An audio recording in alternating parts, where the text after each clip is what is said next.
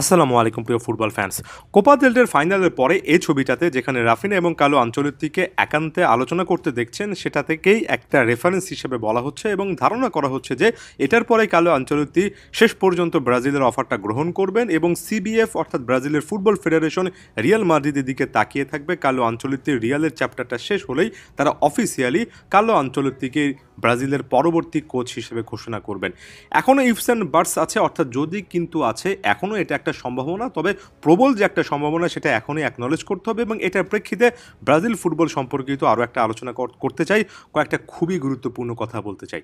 দেখুন, এই ছবিটাতে যে প্লেয়ারটা আছেন রাফিনা, নিঃসন্দেহে এই সিজনের অন্যতম সেরা পারফর্মার। এবং আমি যদি একটু ক্লিয়ার কাটভাবেই বলি যে এখন পর্যন্ত ব্যালন ডিওর সংক্রান্ত কিংবা ব্যক্তিগত অর্জনের জায়গা থেকে কোনো একটা প্রতিযোগিতা, কোনো একটা অ্যাওয়ার্ডের কথা যদি বলি, তাহলে রাফিনা সবচেয়ে এগিয়ে থাকা প্লেয়ার। এটা হয়তো একটা তর্ক সাপেক্ষ ব্যাপার হবে, তবে আপনি রাফিনাকে এক নম্বরের স্থানে না রাখলেও 2-3 বা টপ 3-র বাইরে একেবারে রাখতে পারবেন না। রাফিনা শুধুমাত্র এই সিজনটাতে দুর্দান্ত ফুটবল খেলেছেন ব্যাপারটা এমন নয়, তিনি বরঞ্চ ব্রাজিলিয়ান ফুটবলার হিসেবে কোনো একটা ক্লাব সিজনে ইন্ডিভিজুয়াল জায়গা থেকে অনেকগুলো রেকর্ড স্পর্শ করেছেন, বেশ কয়েকটা ভেঙেছেন।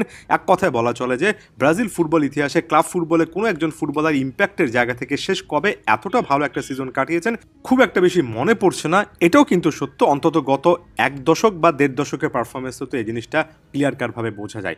এই রাফিনা, যিনি কিনা ক্লাব ফুটবলে এতটাই উজ্জ্বল, যিনি কিনা ক্লাব ফুটবলে এতটাই কঠিন একটা সিচুয়েশন যেখানে আসলে কোন জায়গায় খেলবেন সেটাই ভেবে পাচ্ছিলেন না, যিনি কিনা উইংয়ে লেফট উইংয়ে সুইচ করে কিছুটা হলো আনইউজুয়াল একটা পজিশনে গিয়ে সেখানে দুর্দান্ত খেলেছেন, সেই রাফিনাই ব্রাজিল জাতীয় দলে আসলে তার সেই লাইমলাইটটাকে পাচ্ছেন, সেই জায়গাটা, সেই পজিশন, সেই রোলটাকে তিনি পাচ্ছেন। পেলেও সেখানে কি তিনি আসলে তার সবচেয়ে সেরা ফর্মটা দেখাতে পারছেন? এটা একটা বড় রকমের প্রশ্ন। কার্লো আনচেলত্তি কিংবা এই প্রোফাইলের কোচ যখন ব্রাজিলের মতো একটা দলে যাবেন, তখন এই রাফিনা, যিনি কিনা ক্লাব ফুটবলে সবচেয়ে সেরা, তাকে জাতীয় দলে কিভাবে এস্টাবলিশ করতে হবে এবং কিভাবে আসলে তার কাছ থেকে সেটা বের করে আনতে হবে, সেই গোলক ধাঁধাটা ভাঙতেই হবে। এবং কার্লো আনচেলত্তির জন্য সবার আগে সবচেয়ে বড় রকমের চ্যালেঞ্জ এটাই থাকছে। আমি দিনের পর দিন ধরে দেখছি যে ক্লাব ফুটবলে সবচেয়ে ভালো ফুটবল যারা খেলেন, সবচেয়ে বড় নাম যারা, তারা ব্রাজিল জাতীয় দলে নিজেদের নামের প্রতি সুবিচার করে কেন জানি খেলতে পারেন না। এক নেইমার ছাড়া ক্লাব ফুটবলে খুব এস্টাবলিশ নাম, বিশেষ করে ফাইনাল থার্ডে তারা জাতীয় দলে সে লেভেলের ফুটবল খেলেছেন যখন সুযোগ পেয়েছেন, সেটা আমার কাছে খুব একটা বেশি মনে হয় না। তাই এই লিস্টটাতে একজন ভিনিসিয়াস জুনিয়রের নাম আসবে, একজন রদ্রিগোর নাম আসবে। এই প্লেয়াররা ক্লাব ফুটবলে যা কিছু অ্যাচিভ করেছেন, যদিও সাম্প্রতিক সময়ে কিছুটা হলো ব্যর্থতার মধ্য দিয়ে যাচ্ছেন, তবে ওভারঅল তাদের যে প্রোফাইল সেটা জাতীয় দলে সেভাবে রিফ্লেক্টেড হয় না। সেই রিফ্লেকশনটা নিয়ে আসাটাই সবচেয়ে বড় রকমের চ্যালেঞ্জ।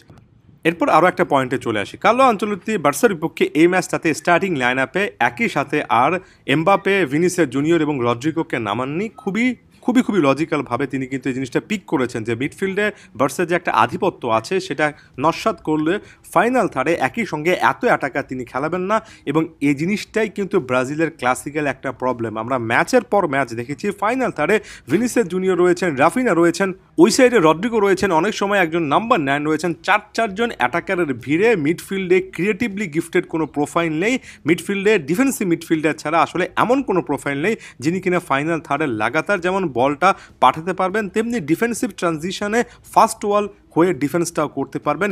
মিডফিল্ডে গুরুত্ব ব্রাজিলের কোচরা সাম্প্রতিক সময় দিতে পারছেন না কিংবা প্লেয়ার বের করে আনতে পারছেন না। কার্লো আনচেলত্তির জন্য তিনি যদি কোচ হন, আরও একটা বড় চ্যালেঞ্জের জায়গা কিন্তু এটা হচ্ছে।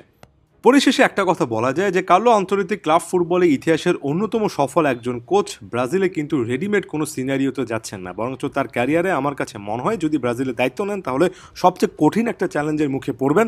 তবে এই মুহূর্তে ব্রাজিল ফুটবলের জন্য সবচেয়ে ভালো যে ব্যাপারটা হচ্ছে, এই কঠিন একটা সিচুয়েশন থেকে উত্তরণের জন্য বিশ্ব ইতিহাসে অভিজ্ঞতার দিক থেকে, সাফল্যের দিক থেকে যদি হাই প্রোফাইল কোচদের আপনি তালিকা করেন, আনচেলত্তিকে সেই এলিট লিস্টে আপনার রাখতেই হবে। এতটা বড় মাপের একজন কোচকে পাওয়ার একেবারে কাছাকাছি সিচুয়েশনে ব্রাজিল ফুটবল আছে। খুব দ্রুত ডিলটা সিকিউর করা উচিত। এই ডিলটা যদি হয়, আপনাদের কাছে কেমন লাগবে অবশ্যই জানানোর চেষ্টা করবেন। ধন্যবাদ সবাইকে।